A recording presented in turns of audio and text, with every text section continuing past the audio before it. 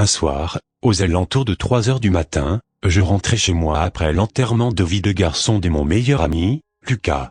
C'est un mec bien, toujours à l'écoute, drôle, plein de vie et bientôt marié à une femme charmante, on peut le qualifier d'homme parfait.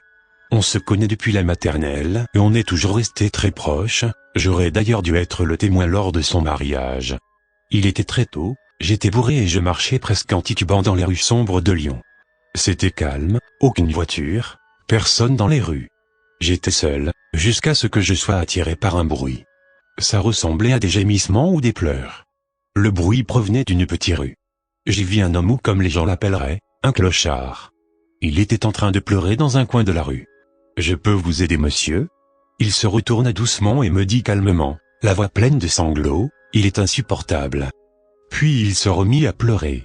À la vue de cet homme anéanti et avec tout l'alcool que j'avais dans le sang, je commençai à m'éloigner mais il reprit, en me regardant droit dans les yeux, « Je vous en prie, je vous en supplie, il va me tuer, aidez-moi. » Il était tourné face à moi, les yeux pleins de larmes.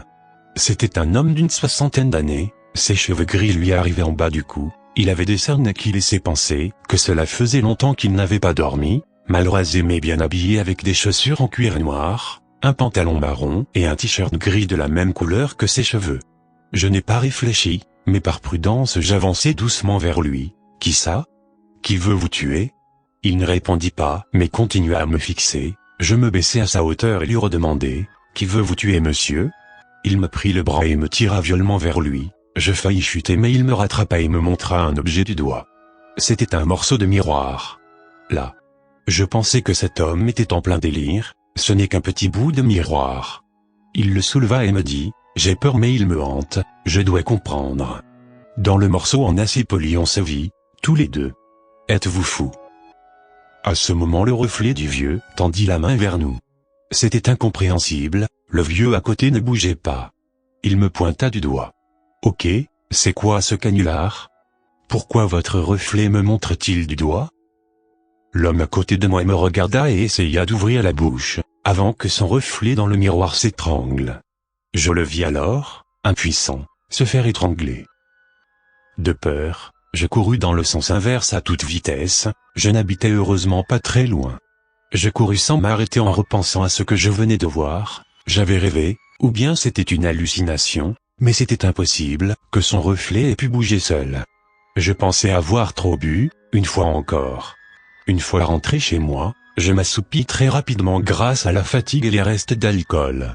Un réveil dur mais obligatoire pour aller au mariage de Lucas, la douche, le rasage et ah merde, je me suis coupé, ça c'était un réveil normal jusqu'à ce que, en regardant ma coupure, je me vis profondément déprimé dans le miroir.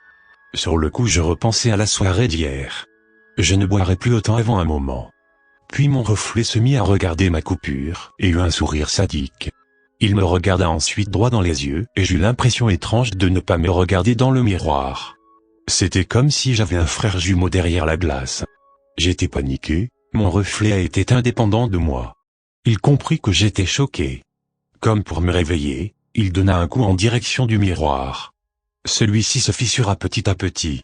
Je sursautai, j'avais des sueurs froides et la terreur m'empêchait de quitter le miroir des yeux. « Qu'est-ce que tu veux ?» Il ne bougea plus et il me répondit, d'une voix colérique, « Je veux sortir.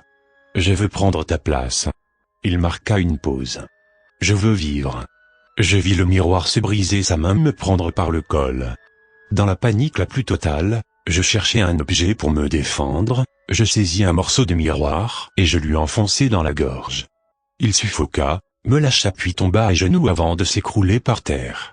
Il fut après comme aspiré dans les morceaux de miroir. Mes voisins avaient appelé la police, ils m'avaient entendu me parler à moi-même et me battre seul. Je fus interné 1 an, dans un asile psychiatrique jusqu'à ce qu'ils jugent mon état stable. J'aurais rêvé de tout ça. Après 6 ans dans la vie active j'eus un job dans la banque, une femme et un enfant. C'était un garçon, cheveux bruns, les yeux noisettes, une tache de naissance sur le cou, il avait 4 ans. Il s'appelait Josh.